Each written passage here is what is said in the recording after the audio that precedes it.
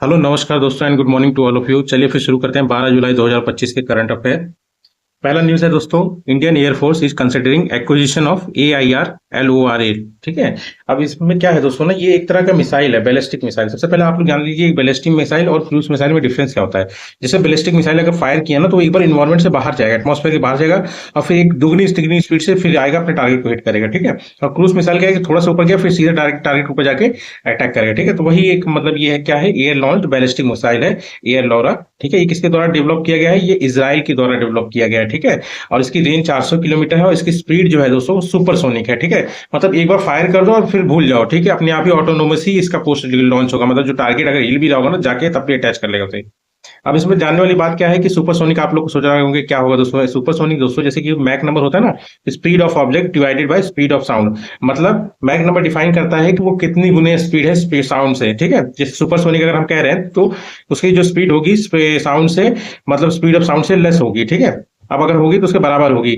अगर मान लीजिए जितना भी दिखा रहा है उतना ही गुना होगा, ग्रेटर देन मैक होगा तो मतलब सुपरसोनिक होगा। मतलब अगर स्पीड जो है वो मैक 1.0 है ना, उससे अगर कम है तो समझ लीजिए सबसोनिक है, इक्वल टू 1 है मैक नंबर। तो ट्रांसोनिक है, अगर ग्रेटर देन 1 है तो सुपरसोनिक। ग्रेटर देन 1 तो अगर मान लो मैक 2 है तो इसका मतलब है कि दो गुनी स्पीड है, मतलब स्पीड ऑफ साउंड से। ठीक है। और मैक ग्रेटर देन 5 होगा तो हाइपरसोनिक। बस इतना ही ध्यान रखिए। ठीक है। उसके बाद आता है दोस्तों हमारा सेकंड न्यूज और सेकंड करंट अफेयर। क्या है दोस्तों news? NCM is currently headless since April 2025। NCM क्या है दोस्तों? National commission for minorities. ये बस ये कह रहा है न्यूज में कि मतलब इसमें जो हेड है, जो मेन चेयरमैन होते हैं, वो काफी दिनों से मतलब है नहीं और मतलब बिना हेड के ही पूरा कमीशन चल रहा है। ठीक है। तो हम लोग को बस इसमें जानना है एनसीएम है क्या। एनसीएम क्या? नेशनल कमीशन फॉर माइनॉरिटीज है दोस्तों। इसका स्टैब्लिशमेंट जो हुआ था 1978 में हुआ था। ठीक है। As a minority commission. और उसके बाद जब इसको स्टैट्यूटरी स्टेटस मिला ना, मतलब कानूनी रूप से इसको मतलब जब हक मिला, जब स्टैट्यूटरी स्टेटस मिला एनसीएम को, किस एक्ट के थ्रू? Act 1992, NCM act 1992। और इसका नाम हो गया नेशनल कमीशन फॉर माइनॉरिटीज। पहले नाम क्या था? Minorities commission. ठीक है दोस्तों। अब इसमें देखिए 2014 से पहले 5 ही रिलीजियस माइनॉरिटीज को मतलब इंक्लूड किया गया था। उसमें कौन थी? मुस्लिम थे, क्रिश्चियन थे, सिख थे, बुद्धिस्ट थे और जोरोएस्ट्रियन मतलब पारसीज। ठीक है। और 2014 के बाद जैन्स को भी इसमें ऐड कर दिया। मतलब टोटल मतलब रिलीजियस माइनॉरिटीज कितने ग्रुप हो गए? वो हो गए 6। ठीक है। इसमें कंपोजिशन अगर आप देखेंगे तो पहली बात तो आप जान लीजिए, यहाँ इसमें जो भी मतलब कंपोजिशन में जितने भी मेंबर होंगे, हेड होंगे, सबको अपॉइंट कौन करता है? सेंट्रल गवर्नमेंट ही अपॉइंट करती है। ठीक है। और सबसे मेन बात यह है कि जो भी अपॉइंट होगा वो किसी ना किसी मतलब नोटिफाइड माइनॉरिटी कम्युनिटी का होना जरूरी है। ठीक है। एक चेयरमैन होते हैं, एक वाइस चेयरमैन होते हैं और 5 मेंबर होते हैं जो कि मतलब सबके सब सेंट्रल गवर्नमेंट से अपॉइंट होते हैं और must be notified minority community का होना चाहिए। ठीक है। इनका टेन्योर कितने साल का होता है? 3 साल का। ठीक। अब इसमें जानने वाली बात क्या है दोस्तों, एक होता है हमारा national commission for backward classes. इसको लाया गया था दोस्तों कानून, मतलब कॉन्स्टिट्यूशनल बॉडी है एक तरह से। मतलब ये आप स्टैट्यूटरी बॉडी नहीं है। मतलब देखिए 3 तरह की बॉडी होती है दोस्तों। एक कॉन्स्टिट्यूशनल बॉडी होती है, मतलब जिसे कॉन्स्टिट्यूशन के द्वारा बनाया जाता है इंडियन कंट्री का, मतलब जो कि मेंशन हो, जिसको हटाना बहुत मुश्किल है। ठीक है। तो उसके बाद स्टैट्यूटरी बॉडी, मतलब किसी एक्ट के थ्रू, मतलब लेजिस्लेचर के जो कानून बनाते हैं उनके द्वारा किसी एक्ट के थ्रू जो बनाया जाता है उसको स्टैट्यूटरी बॉडी बोला जाता है। और नॉन स्टैट्यूटरी बॉडी होता है मतलब किसी रिजोल्यूशन के थ्रू, गवर्नमेंट मतलब किसी एग्जीक्यूटिव ऑर्डर के थ्रू बनाती है। ठीक है। तो national commission for backward classes ध्यान रखिएगा, ये एक कॉन्स्टिट्यूशनल बॉडी है। कब बनाया गया था, किसके थ्रू बनाया था? 102वां संविधान जो मतलब जो संविधान में संशोधन किया गया था, कॉन्स्टिट्यूशनल अमेंडमेंट एक्ट 2018 का, उसके थ्रू बनाया गया था। और इसको किसमें इंसर्ट किया गया था? Article number 338B। ठीक है दोस्तों। कंफ्यूजन ना हो तो दोस्तों इसको भी देख लीजिए। एनएचआरसी आप जानते होंगे, नेशनल ह्यूमन राइट कमीशन। ये एक स्टैट्यूटरी बॉडी है ना। अभी इससे पहले जो हम लोगों ने पढ़ा वो मतलब कॉन्स्टिट्यूशनल बॉडी है और ये है स्टैट्यूटरी बॉडी। मतलब इसको किसी एक्ट के थ्रू बनाया। कौन से एक्ट के through? Protection of human rights act 1993। ठीक है। उसके बाद आता है लॉ कमीशन ऑफ इंडिया। ये नॉन स्टैट्यूटरी एडवाइजरी बॉडी है, मतलब किसी मतलब रिजोल्यूशन के थ्रू या फिर गवर्नमेंट ऑर्डर के एग्जीक्यूटिव ऑर्डर के थ्रू बनाया गया। ठीक है। उसके बाद आता है national consumer disputes redressal commission, NCDRC। इसको मतलब ये एक स्टैट्यूटरी बॉडी, मतलब किसी एक्ट के थ्रू बनी हुई। कौन सा एक्ट है? कंज्यूमर प्रोटेक्शन एक्ट 1986, जो कि अभी 2019 के अंदर आता है। ठीक है। उसके बाद तीसरा न्यूज क्या है दोस्तों? तीसरा न्यूज और तीसरा करंट अफेयर है हमारा आपका AERB। ये है दोस्तों atomic energy regulatory board. Actually ये न्यूज हम लोगों ने एक बार इलेबोरेट कर चुके हैं, पर इसमें क्या है, AERB के बारे में मैं थोड़ा डिटेल से नहीं बताया, इसलिए एक बार इसको डिटेल से हम लोग जान लेते हैं। ठीक है। AERB ग्रांटेड ऑपरेशनल, मतलब इसने क्या है कि मतलब फ्रेमवर्क तैयार करता है, ये कानूनी तौर से हक देता है, लाइसेंस देता है न्यूक्लियर रिएक्टर्स को चलाने के लिए, बनाने के लिए। ठीक है। तो इसने अभी लाइसेंस दिया, ऑपरेशनल लाइसेंस किसको दिया था? NPCL CIL को। ठीक है। कहाँ पे? मतलब गुजरात का जो काकरा पार मतलब एटॉमिक पावर स्टेशन है उसको मतलब रन करने के लिए, जो कि ईच जो है 2 है, हर कोई मतलब 700 megawatt pressurise heavy water reactor है, ठीक है। अब एईआरबी का फुल फॉर्म देख लीजिए, एटॉमिक एनर्जी रेगुलेटरी बोर्ड, मतलब कानून बनाता है, ठीक है, न्यूक्लियर से रिलेटेड, न्यूक्लियर जो भी यूज हो रहे हैं, चाहे मतलब रिएक्टर के, चाहे मतलब किसी भी पर्पस के लिए। इसका हेडक्वार्टर कहाँ है दोस्तों? मुंबई में है, महाराष्ट्र के। इसमें कौन से कानून के तहत ये काम करता है? तो सबसे पहला है एटॉमिक एनर्जी एक्ट 1962, ये सबसे मेन कानून है दोस्तों। उसके बाद ये एनवायरमेंट प्रोटेक्शन एक्ट के लिए भी काम करता है, मतलब इसके थ्रू ही मतलब लॉ बनाता है अपने 1986। और उसके बाद factories act 1948 for the industrial safety of DAE unit, मतलब डिपार्टमेंट ऑफ एटॉमिक है ना एनर्जी, उनके यूनिट्स के लिए, ठीक है। इसका काम क्या है दोस्तों? इसका काम है to ensure safe use of ionising radiation and nuclear energy in India, safe use के लिए है दोस्तों। उसके बाद ये इसका मेन काम ये है कि ह्यूमन हेल्थ को और इन्वायरमेंट को किसी रिस्क से बचाने के लिए भी ये काम करता है, ठीक है। उसके बाद ये लाइसेंस भी देता है न्यूक्लियर फैसिलिटीज के लिए या फिर रेडिएशन यूज के लिए, ठीक है। अब इसमें कंपोजिशन क्या है? 2 होल टाइम मेंबर होते हैं, ठीक है, जो चेयरमैन और ये एग्जीक्यूटिव डायरेक्टर होता है, और 2-4 जो होते हैं मतलब होल टाइम नहीं होते हैं, वो एक्सपर्ट होते हैं किसी रिलेवेंट फील्ड में, ठीक है। उसके बाद आप देख लीजिए, ये एईआरबी इसका एक सेफ्टी रिसर्च इंस्टीट्यूट है, जो कि कलपक्कम में है दोस्तों, तमिलनाडु। ये ध्यान रखना, ये काफी बार पूछा गया है, ठीक है। अब नोट में करने वाली बात क्या है दोस्तों? नोट पे एक चीज ध्यान रखिए, आईएईए सेफगार्ड्स होते क्या है दोस्तों?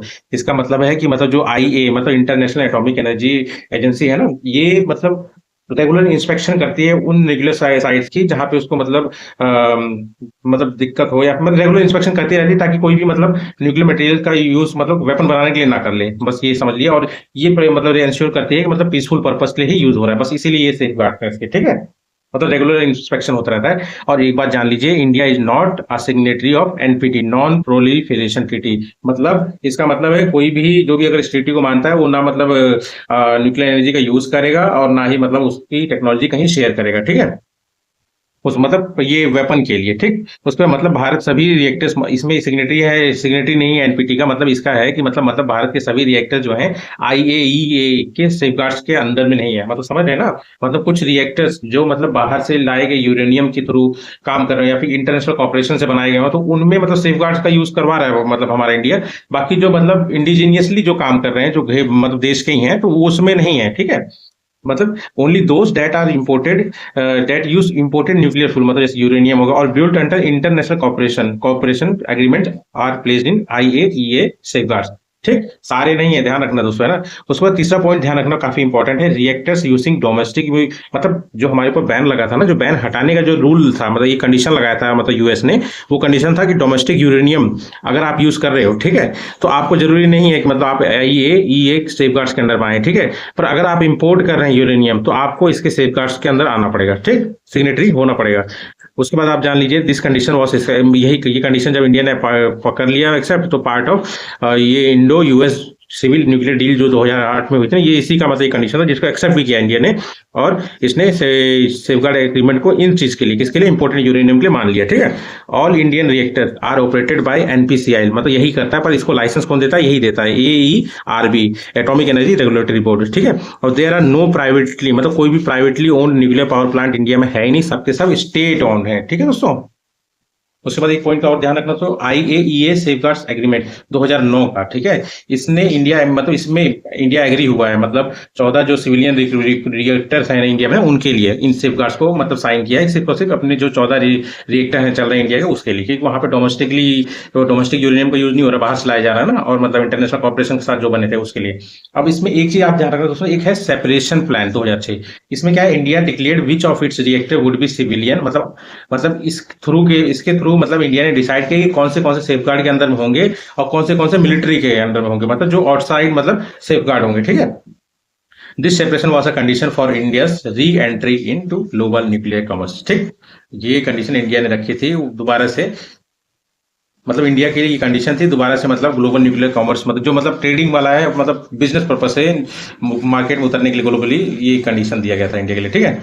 उसके बाद आता है दोस्तों आपका फोर्थ न्यूज और current affair, Satkosia tiger reserve. Controversy इसमें ये है कि वहाँ पे दोस्तों ना, वो ये क्या है, एक एरिया में पड़ता है जहाँ पे मतलब महानदी रिवर है, ठीक। उस महानदी रिवर के ऊपर एक हाई लेवल ब्रिज बनाया जा रहा है, जिसका कंस्ट्रक्शन मतलब लोगों को खट रहा है, ठीक है। तो इसीलिए थोड़ा सा कंट्रोवर्सी चला, तो हम लोग बस जान लेते हैं सतकोशिया टाइगर रिजर्व है कहाँ दोस्तों। ये उड़ीसा है, और ये महानदी एलिफेंट रिजर्व जो है ना, उसका पार्ट है दोस्तों, ठीक है।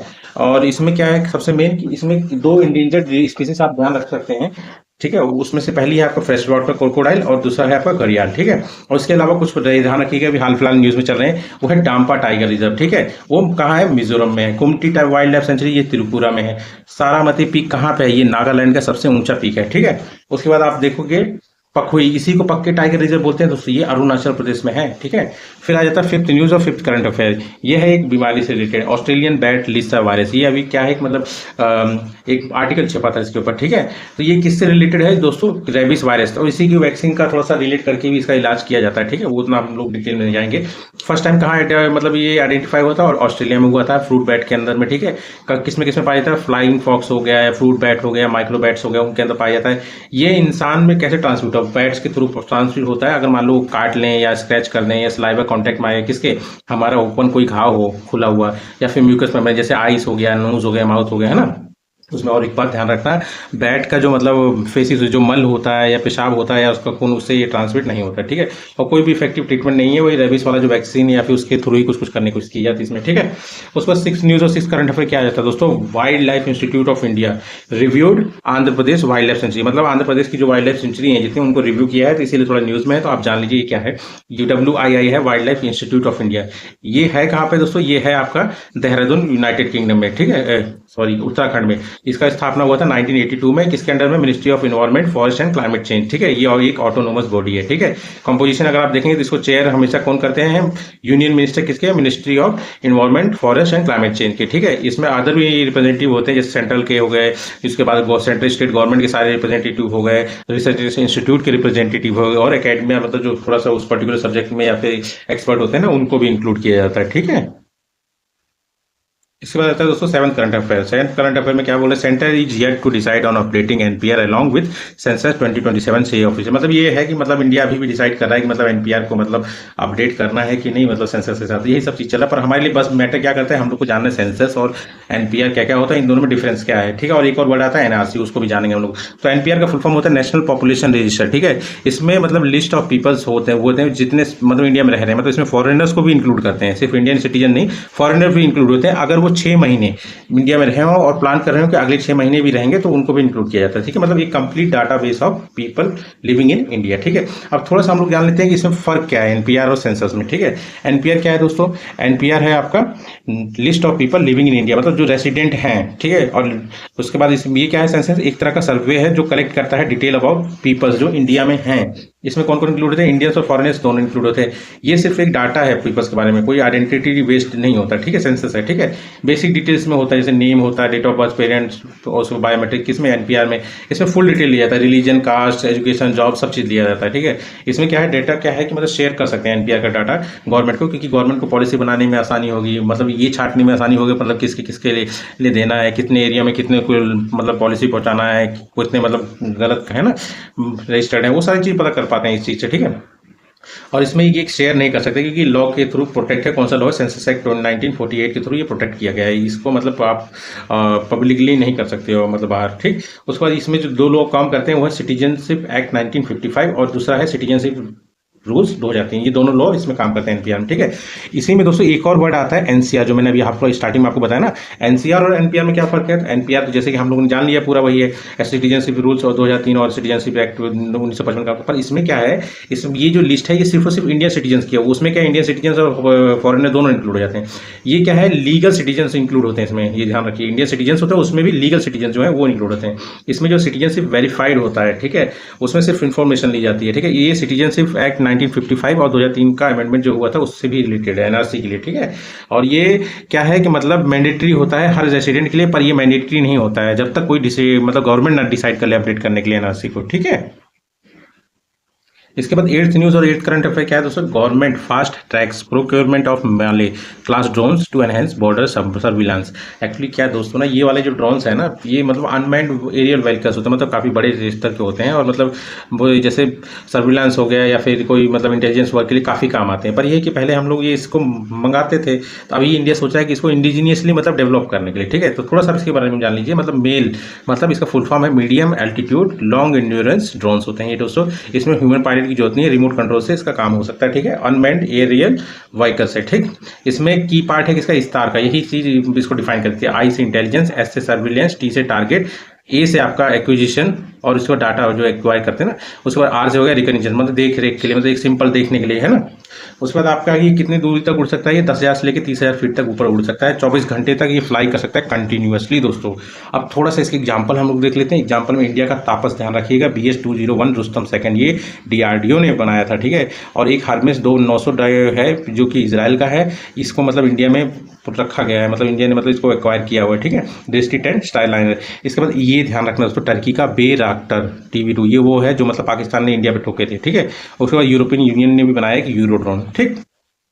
उसके बाद आता है 9th न्यूज़ और 9th करंट अफेयर। ये क्या है दोस्तों, over 25 crore workers join the strike से सेंट्रल ट्रेड यूनियन। एक्चुअली क्या है, अब मतलब पहले से मतलब इंडिया में बहुत सारे लॉ चलते आ रहे थे, मतलब करीब 29 डिफरेंट लॉज थे, मतलब जो लेबर से रिलेटेड सेंट्रल लेबर लॉज। उसमें क्या हो रहा था ना, मतलब ये काफ़ी आउटडेटेड हो गए थे, कॉम्प्लेक्स हो गए थे, ओवरलैप कर रहे थे, ठीक है। तो दिक्कत हो रही थी, तो मतलब गवर्नमेंट ने क्या सोचा कि इसको मतलब हम लोग थोड़ा सा मतलब कॉम्प्रोमाइज, मतलब एक तरह से मतलब थोड़ा सा सिंप्लीफाई कर दें। तो उसी सिंप्लीफाई मॉडर्नाइज करने के लिए गवर्नमेंट ने क्या किया ना, सबको मर्ज करके 4 लोकल लेबर कोड्स को मतलब सामने लाया 2019 से 2020 तक। पर ये क्या है कि अभी तक पूरी तरह इम्प्लीमेंट नहीं हुए, पर इसके अगेंस्ट में मतलब वर्कर्स खूब जा रहे हैं कि अगर ये आ जाएगा तो हमारी चलेगी नहीं, एम्प्लॉयर्स की ज़्यादा मान चलेगी। तो हम लोग के लिए मैटर करता है कि ये 4 कोड्स हम लोग जान लें जो हमारे एग्जाम के लिए रिलेटेड है, ठीक है। तो पहला कोड जो है कोड ऑन वेजिस है 2019। ये मतलब किसको कंबाइन करके बनाया गया, जैसे कि मतलब इसमें लॉ कंबाइन किया, जैसे मिनिमम वेज एक्ट जो मतलब डिफाइन करता है कि कितना एक मिनिमम वेज मिलना चाहिए, एक मतलब लॉ मतलब लेबर कोड, ठीक है, या एम्प्लॉय को, है ना। पेमेंट ऑफ वेजिस एक्ट 1936 के थ्रू डिफाइन किया जाता है। ऐसे ही बहुत सारे लॉज इसमें मतलब मर्ज किए गए। उसके बाद आ गया इंडस्ट्रियल रिलेशन कोड्स, ठीक है, 2020। ये कंबाइन क्या करता है, ट्रेड यूनियन जो होते हैं एक्ट 1926, उसके बाद इंडस्ट्रियल डिस्प्यूट एक्ट जो है 1947 जैसे लॉस को कंबाइन करता है। उसके बाद सोशल सिक्योरिटी कोड 2020, ये कैसे लॉस को कहीं करता है, EPF वाले जो मतलब आपके ये होता है ना, प्रोविडेंट फंड वाला हो गया, ये ESI इंश्योरेंस वाला हो गया एक्ट 1945। उसको मैटरनिटी लेडीज के लिए हो गया, मतलब जिस प्रेगनेंसी के बाद मतलब जो बेनिफिट होते हैं एक्ट 1961, इसको कंबाइन करता है, ठीक है। उसके बाद चौथा क्या है, ये एग्जाम में पूछा गया था दोस्तों, occupational safety health and working condition code. पूछा कैसे गया था, मतलब फैक्ट्रीज एक्ट 1948 और माइंस एक्ट 1958 को कंबाइन करके कौन सा कोड बनाया गया, तो वो कोड बनाया गया ये, इसमें करीब 13 लॉस को मतलब कंबाइन किया गया, तब बनाया गया 2020, ठीक है। उसके बाद 10th न्यूज़ और 10th करंट अफेयर क्या आ जाता है दोस्तों, 10th न्यूज़ और 10th करंट अफेयर हमारा आ जाता है India first indigenous diving support vessel received by Indian navy. ये बहुत इंपॉर्टेंट है दोस्तों कि पहली बार इंडिजीनियस ने बनाया गया है डाइविंग सपोर्ट वेसल, मतलब समझ लीजिए दोस्तों, सबसे पहले जान लीजिए किसने बनाया, हिंदुस्तान शिपयार्ड लिमिटेड विशाखापट्टनम में आंध्र प्रदेश के, उसने बनाया है। ये क्या होते हैं दोस्तों, ये जो डीप सी डाइविंग ऑपरेशन होते हैं, या फिर किसी सबमरीन का रेस्क्यू करना हो, या फिर अंडर वाटर कोई भी सैल्वेज वाला वर्क हो या रिपेयर वर्क हो, उसको परफॉर्म करना है, तो इस टीम ये काफ़ी काम आते हैं। क्या, डाइविंग सपोर्ट वेसल। इसका जो अभी जो बनाया गया उसका नाम क्या, INS निस्तार। ये पूछ सकता है, निस्तार का मतलब ही होता है liberation, rescue and salvation, Sanskrit word है, ठीक है। उसके बाद 11th न्यूज़ और 11th करंट अफेयर क्या आ जाता है दोस्तों, 11th न्यूज़ है हमारा ED conduct searches across Punjab and Haryana in donkey route case. Actually donkey route क्या है ना दोस्तों, मतलब भोले वाले लोगों को फंसा के कुछ लोग क्या करते हैं ना, गलत रास्ते से मतलब एक कंट्री से दूसरी कंट्री में पहुंचा देते हैं, और फिर वहाँ पे मतलब उनका मिसयूज हो जाता है, या फिर किसी ऐसे आदमी के हाथ में देते हैं जो इनसे पैसे लैट लेता है, या फिर इनके पासपोर्ट रख लेता है। तो यही सब रूट है, मतलब डोंकी रूट से कहते हैं बहुत खतरनाक तरीके से ले जाते हैं, मतलब जो रास्ता है वो बहुत खतरनाक होता है, बहुत लोग रास्ते में मर जाते हैं, मतलब फॉरेस्ट से होकर, डेजर्ट से होते हुए, समुद्र से होते हुए ले जाते हैं, ठीक है। मतलब डंकी रूट क्या है, एक इलीगल और डेंजरस मेथड है जिससे माइग्रेट करते हैं लोग एक कंट्री से दूसरी कंट्री, मतलब किसमें, जैसे US कनाडा या यूरोपियन नेशन जो है उसमें माइग्रेट करते हैं। कैसे करते हैं, जैसे कि इंटरनेशनल बाउंड्री जो है उसको मतलब बिना वीज़ा के क्रॉस कर लेते हैं, और यूज़ करते हैं लैंड, फॉरेस्ट या डेजर्ट सी रूट्स का, ठीक है, with the help of human trafficking network के थ्रू, जिनको डोंकर्स कहा जाता है, ठीक है। डंकी रूट्स का मतलब जो डोंकी वर्ड है कि मतलब जैसे जो गधा जो होता है डिफरेंट रूट्स में मतलब कैसे चला जाता है, तो सामान जबरदस्ती उसको लेके चला जाता है ना, उसकी मानी जाती है, तो वैसा ही डोंकी रूट्स भी आप मान लीजिए, ठीक है। उस वजह से मान लीजिए पहुंचा के उनको किसी तरह मैक्सिको पहुंचा दे, और USA में जाके वो लोग असाइलम मांग लेते हैं कि हमको मतलब शरण दो, ये सब चीज़ें होती रहती है। पहले ले जाते हैं ऐसी कंट्रीज़ में, साउथ में जैसे अफ्रीका की कुछ कंट्रीज़ में या साउथ अमेरिका की कुछ ऐसी कंट्रीज में ले जाएंगे जहाँ पे वीज़ा की जरूरत पड़ती नहीं है, फिर वहाँ से ये इसको इन लोगों को मैक्सिको के थ्रू मतलब जहाँ पहुँचाना पहुँचा देते हैं, फिर बोलते हैं कि आप असाइलम मांग लो, मतलब शरण मांग लो, है ना। तो यही सब चीज़ होता है। तो अभी बीच में नहीं होता, डोनाल्ड ट्रंप ने कितने सारे मतलब जो मतलब माइग्रेट करके पहुँचे थे इंडियन, सबको पहुँचाया था, है ना। बहुत बेइज्जती हुई थी। उसके बाद 12th न्यूज़ क्या है दोस्तों, 12th न्यूज़ है हमारा और करंट अफेयर। शुक्ला, ये है शुभांशु शुक्ला जो अभी गए हैं मतलब एक्सियम मिशन के थ्रू, है ना, एक्सियम 4। उन्होंने क्या है कि मतलब स्पेस में फेंगरुइक और ग्रीन ग्राम उगाया है, उगाने के लिए मतलब एक्सपेरिमेंट कर रहे हैं। फेंगुइक हो गया मेथी, और ग्रीन ग्राम हो गया आपका जो मूंग दाल नहीं खाते सुबह सुबह, बोलते हैं खाना चाहिए, बहुत फायदेमंद होता है, वो है दोस्तों। तो थोड़ा सा हम लोग ये फेनुग्रीक और ये ग्रीन ग्राम के बारे में जानते हैं। फेनुग्रीक क्या है दोस्तों, मेथी है हिंदी में नाम, साइंटिफिक नेम आपका इतना इंपॉर्टेंट है नहीं, पर देख लीजिए, ट्रीगोनेला फोइनम ग्रेसियम ग्रिकम, ठीक है। ये एक रबी क्रॉप है जो कि विंटर्स में उगाई जाती है, अक्टूबर नवंबर में उगाते हैं, और कब मतलब इसका हार्वेस्टिंग होता है, मार्च अप्रैल में, ठीक है। लेग्यूमिनस प्लांट है, मतलब फलीदार, जिसमें फली आते हैं ना, वो वाला पौधा है, ठीक है। इसकी काफ़ी वैरायटी, जैसे RMT 305 हो गया, RMT 1 हो गया, हिसार सोनाली हो गया, ठीक है। Nitrogen fixing plant, nitrogen fixing plant मतलब जो मतलब एटमॉस्फेयर से नाइट्रोजन लेंगे, उसको नाइट्रेट के फॉर्म में या फिर अमोनिया के फॉर्म में, मतलब यूजफुल फॉर्म में मतलब कन्वर्ट करके यूज़ करते हैं, ठीक है, जो कि सॉइल की फर्टिलिटी के लिए बहुत अच्छा होता है। अपेडा एक संस्थान है दोस्तों, agriculture and processed food products export development. ये क्या करता है, इसको मतलब एक्सपोर्ट को प्रमोट करता है, किसके, फेनुग्रीक मेथी के। उसके बाद थोड़ा सा ग्रीन ग्राम के में जान लीजिए दोस्तों। ग्रीन ग्राम मूंग दाल है, ठीक है, साइंटिफिक नेम इसका विग्ना रेडिएटा है।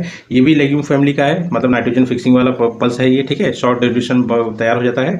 ये खरीफ, रबी और सजायात क्रॉप तीनों में डिफाइन है, बस डिपेंड करता है किस रीजन में उगाया जा रहा है, ठीक है। इंडिया जो है सबसे लार्जेस्ट प्रोड्यूसर है और कंज्यूमर भी है दुनिया का, ठीक, किसका, मूंग दाल का।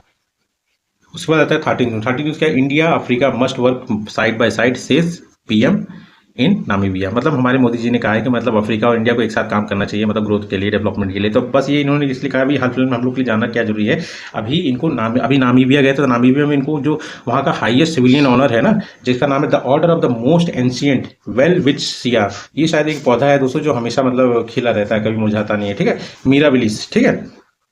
मैं आपको अपडेट कर दूंगा इसके बारे में, ठीक है। मेरा ये मतलब हाईएस्ट ऑनर है आपका नामीबिया का, जिसको मतलब ये मोदी जी को दिया गया है विंड होक में, जो कि इनकी राजधानी है, किसके, नामीबिया की, ठीक है। और प्रेसिडेंट का नाम क्या है, उनके प्रेसिडेंट का, नामीबिया के जिन्होंने दिया, उनका नाम है मिस्टर नितुम्बो नंदी नदायतुआ, ठीक है। अब नामीबिया के बारे में जान लीजिए, इसकी कैपिटल विंड होक है दोस्तों। उसके बाद इसको 3 पार्ट में डिवाइड किया गया। अगर टोपोग्राफिक जोन्स अगर आप देखेंगे ना, वेस्ट से ईस्ट तक, ठीक है, तो पहला आ जाएगा इसका नामीब डेजर्ट, ठीक है। यहाँ के लोगों को मतलब समझ लीजिए नामी भी बोला जाता है, ठीक है, प्लेस ऑफ नामीब, ठीक है, one of the oldest desert in the world. उसके बाद सेंट्रल प्लेट्यू में ही इनका जो हाईएस्ट पीक है नामीबिया का, वो भी आता है, किसका नाम, क्या नाम है, ब्रांडबर्ग माउंटेन। उसके बाद काला हाई डेजर्ट, ये क्या है दोस्तों, मतलब नामीबिया में तो है ही, और इसकी एक्सटेंड करता है बोट्सवाना और साउथ अफ्रीका भी, जो भी इससे सटे हुए हैं, ठीक है। अब रिवर्स देखेंगे यहाँ पे, मोस्टली नामीबिया में जितनी रिवर है ना, वो बाउंड्री पे ही ज़्यादा, इसके मतलब बॉर्डर को ज़्यादा डिफाइन करती हैं।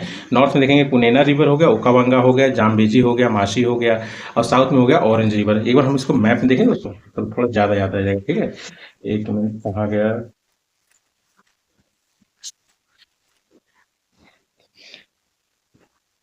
ये देखिए दोस्तों, सबसे नीचे में आप देख रहे हैं, जैसे ये बोट्सवाना हो गया, ये जाम्बिया हो गया, तो ये उसके बाद अंगोला हो गया, ये साउथ अफ्रीका हो गया, ये इसी के साथ में ये विंडहॉक है, कैपिटल नामीबिया की, यही है नामीबिया, ठीक है।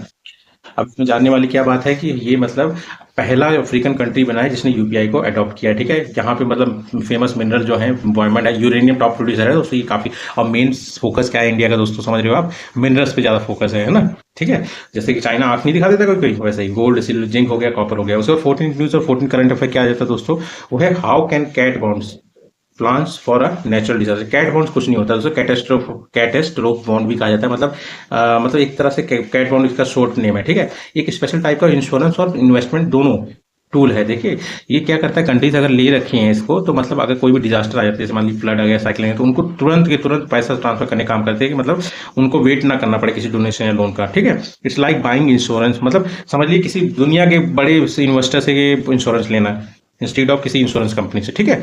बस इतना ही, मतलब काफी फायदेमंद हो जाता है कंट्रीज के लिए, ठीक है। उसके बाद 15 न्यूज और 15 करंट अफेयर क्या है दोस्तों, 18th ब्रिक्स समिट, जैसे 17th अभी ब्राजील में हुआ है ना, 18th अभी क्या है कि डिफाइन मतलब सेलेक्ट हो गया है कि मतलब इंडिया में होगा 2026 में होगा, इतना जान लीजिए। बाकी ब्रिक्स के बारे में हम लोगों ने बहुत बार डिस्कस किया, ठीक। उसके बाद 16 न्यूज़ क्या है, वर्ल्ड पॉपुलेशन डे। ये किसके द्वारा स्टार्ट किया गया था, UNDP के द्वारा, यूनाइटेड नेशन डेवलपमेंट प्रोग्राम, ठीक है। ये UNDP का स्टार्ट हुआ था, स्टैब्लिश हुआ 1960 में, इसका हेडक्वार्टर न्यूयॉर्क सिटी USA में, ठीक है। ये UNDP जो है, यूनाइटेड नेशन डेवलपमेंट प्रोग्राम, ये ह्यूमन डेवलपमेंट इंडेक्स को भी रिलीज करता है, ठीक है। अब हम लोग को जानना है, एक और एक मिलकर दो बनते हैं ना, उसी तरह पॉपुलेशन बनती है, ठीक है। वर्ल्ड पॉपुलेशन डे बनाया कब जाता है, 11 जुलाई को, ठीक है। इस बार की थीम क्या है 2025 की, empowering young people to create the families they want in a fair and hopeful world, ठीक है। उसके बाद 17 न्यूज़ क्या रहता है और 17 करंट अफेयर क्या है दोस्तों, ये काफ़ी इंपॉर्टेंट है, पहली बार ये हो रहा है। जय माता एक्सरसाइज मतलब इंडिया और जापान में मैरी टाइम मतलब कॉपरेशन को बढ़ाने के लिए इसको मतलब एक सही एग्रीमेंट के थ्रू लाया गया था, पर ये हुआ पहली बार अभी है, चेन्नई में तमिलनाडु में हुआ है जुलाई में 2025 में। किसके बीच में? जापान और इंडिया के कोस्ट गार्ड फोर्सेस के बीच में। अब हम लोग को इसमें जानने वाली बात क्या है कि इंडियन कोस्ट गार्ड के बारे में, ठीक है।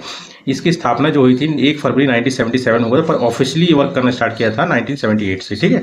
हेडक्वार्टर नई दिल्ली में है। डायरेक्टर जनरल अभी हाल फिलहाल में परामेश शिवामणि है, ठीक। किसके अंडर में है? मिनिस्ट्री ऑफ डिफेंस के, ठीक है। उसके बाद आता है दोस्तों कालादान प्रोजेक्ट, ये बहुत ही इंपॉर्टेंट है। तो कालादान जो है एक नदी के नाम पे प्रोजेक्ट रखा गया है जो कि म्यांमार में बहती है, ठीक है। आप जान लीजिए ये इसको टारगेट रखा गया है कि मतलब 2027 तक इसको कंप्लीट कर लेंगे। और किसके बीच में है ये प्रोजेक्ट? ये इंडिया और म्यांमार को जोड़ने के लिए है ये प्रोजेक्ट, ठीक है। फुल नेम क्या है? Kaladan multi modal transport project. इसका मतलब मल्टी मॉडल मतलब इसका जो रूट होगा ना, सी भी होगा, रिवर भी होगा और रोड भी होगा, ठीक है। और वाटर बेस को इसके थ्रू डेवलप किया जाएगा, करीब 1000 करोड़ रुपए इसके लिए खर्चे जाएंगे। स्टार्ट कब हुआ था? एक एग्रीमेंट के थ्रू 2008 में स्टार्ट हुआ था, मिनिस्ट्री ऑफ एक्सटर्नल अफेयर्स के अंडर में है ये चीज। उसके बाद टोटल लेंथ क्या है इसका दोस्तों? 856 किलोमीटर है। सी रूट जो होगा आपका 539 किलोमीटर होगा। उसके बाद रिवर रूट जो होगा 158 किलोमीटर होगा। उसके बाद रोड रूट जो होगा 108 किलोमीटर होगा दोस्तों, है ना। एक बार हम लोग इसको मैप में देख लेते तो ज्यादा इजीली याद हो जाएगा, ठीक है। ये देखिए दोस्तों, जैसे ये है ना, ये रहा, है ना। इसी में जैसे इंडिया से हम लोग निकलेंगे, ठीक है। पहले क्या है दोस्तों, कोलकाता से सितवे पोर्ट जाएंगे हम लोग, ठीक है। तो म्यांमार के जो सितवे पोर्ट है यहाँ पे कहीं पे है, ठीक है। सितवे पोर्ट पे पहुंचेंगे इंडिया से, कोलकाता से, ठीक है। फिर सितवे पोर्ट से कालादान नदी से होगा, फिर काला नदी के रास्ते के बाद फिर आपका आ जाएगा रोड वाला रास्ता। रोड वाले रास्ते से हम लोग मिजोरम पहुंचेंगे, मिजोरम से आइजावाल तक पहुंच जाएंगे, ठीक है। ओके, तो यही है। पहला क्या है, कोलकाता से हम लोग जाएंगे सितवे पोर्ट जो कि म्यांमार में है, सी रूट से, ठीक है। उसके बाद हम सितवे पोर्ट से पलेतवा जाएंगे जो कि म्यांमार में है, कालादान रिवर के थ्रू। उसके बाद पलेतवा से हम लोग जोरिनपुरी जाएंगे जो कि मिजोरम में है, रोड रूट से। फिर जोरिनपुरी से हम लोग मिजोरम के अन्य भाग में जाएंगे रोड से, ठीक। बस यही प्रोजेक्ट है, ठीक है। उसके बाद 19 न्यूज क्या है दोस्तों, the grand collar of the national order of the southern cross. ये है दोस्तों highest civilian honour of Brazil, जहाँ पे मतलब ब्रिक्स हुआ है ना, वहीं पे, ठीक है। ये मोदी जी को दिया गया है, किसके द्वारा दिया गया? वहां के प्रेसिडेंट लूला दा सिल्वा के द्वारा, ठीक। उसके बाद 20th न्यूज और 20th करंट अफेयर क्या है दोस्तों, world police and fire game 2025। ये 21वां एडिशन हुआ है, कहाँ पे? यूएसए के अलाबामा में हुआ है। और इंडिया की 3rd रैंक है। कितने मेडल जीते इंडिया ने? 580 मेडल। और फर्स्ट कौन है? यूएसए है, ठीक है। फिर 21st न्यूज क्या है और करंट अफेयर क्या है दोस्तों, आर्टिस्टिक मतलब जिम्नास्टिक का एक फॉर्म है दोस्तों। आर्टिस्टिक जिम्नास्टिक वर्ल्ड चैंपियनशिप 2025 कहाँ पे होगा? इंडोनेशिया में होगा। और किसके द्वारा, कौन ऑर्गेनाइज करेगा? International gymnastics federation. इसका फुल फॉर्म FIG है, मतलब ये फुल फॉर्म हो गया। और हेडक्वार्टर कहाँ है? लुआसने, स्विट्जरलैंड, ठीक है। उसके बाद 22nd न्यूज और करंट अफेयर क्या है दोस्तों, इंडिया मेज समिट। ये अभी हाल फिलहाल में नई दिल्ली में हुआ जो कि 11वां संस्करण था। किसके द्वारा लॉन्च किया गया? फिक्की के द्वारा और इंडियन इंस्टीट्यूट ऑफ मेज रिसर्च। मेन हम लोग को जानना है ये IIMR के बारे में। मेज रिवोल्यूशन अगर आप देखेंगे इंडिया में तो 1990 में हम लोग करीब 10 मिलियन टन का प्रोडक्शन करते हैं, और आज हम लोग कम से कम 300 गुना 42 मिलियन टन मेज का प्रोडक्शन करते हैं, ठीक है। सब इस मेज रिवोल्यूशन के थ्रू, ठीक है। अब इसमें IIMR जो होता है इंडियन इंस्टीट्यूट ऑफ मेज रिसर्च, इसका जो हेडक्वार्टर है दोस्तों लुधियाना में है, पंजाब के। और इसका फॉर्मेशन 2014 में हुआ था। समझ रहे नाम से, ये मेज के प्रोडक्शन को प्रमोट करना, ठीक है, और उसकी क्वालिटी को बनाए रखना। अंडर किसके है दोस्तों? इस Indian council of agriculture research, ठीक। नंबर 23rd न्यूज है हमारा इरेसर। ये क्या है दोस्तों? इसका full form extended range anti submarine rocket है। ये इंडिजिनियसली डेवलप किया गया है DRDO के थ्रू। और DRDO का कब स्थापना हुआ था? 1958 में। हेडक्वार्टर न्यू दिल्ली में है। चेयरमैन समीर V कामत है करंट की। और ये किसके अंदर में है? ये है आपके DRDO, मिनिस्ट्री ऑफ रिसर्च। नहीं दोस्तों, ये रिसर्च नहीं, मिनिस्ट्री ऑफ डिफेंस होगा, ठीक है। कि DRDO किसके अंडर में है? मिनिस्ट्री ऑफ डिफेंस, ठीक है। उसके बाद हमारा लास्ट न्यूज और लास्ट करंट अफेयर आज का क्या है दोस्तों, यूरो जोन। ये एक तरह से मतलब डिफाइन करता है उन कंट्रीज को जो कि यूरोपियन यूनियन की कंट्री है, मतलब जो यूरोपियन यूनियन 27 कंट्री है उनमें से वो कंट्री जो जहां पे यूरो चलता है उस चीज को ये डिफाइन करता है यूरो जोन, ठीक है। अभी 21st मेंबर कौन बना है? बुल्गारिया बना है, ठीक है। और इसका फॉर्मेशन कब होता है यूरो जोन? 1 जनवरी 1999। हम लोग को जानना जरूरी है यूरोपियन यूनियन के बारे में दोस्तों। यूरोपियन यूनियन में अभी 27 है। ये पहले 28 थे, तो यूनाइटेड किंगडम ने 2020 में छोड़ दिया था, इसलिए 27 हो गए, ठीक है। ये 27 नेशन का ग्रुप है। ये ग्लोबल पॉपुलेशन की 5.5% है। और अगर ग्लोबली अगर इसका योगदान देखेंगे GDP में तो 14 से 17% है, काफी अच्छा है, ठीक है। और उसके बाद 1993 में स्टैब्लिश हुआ किस ट्रीटी के थ्रू? maastricht, ठीक है। सबसे बड़ा देश इसका कौन है यूरोपियन यूनियन का? जर्मनी है। और सबसे नया जो ज्वाइन हुआ था वो क्रोएशिया है, वो 2013 में, ठीक है दोस्तों। तो ठीक है दोस्तों, आज के करंट अफेयर थे। चलिए फिर हम लोग कल मिलते हैं। Thank you. वीडियो अच्छा लगे सब्सक्राइब करना। Thank you.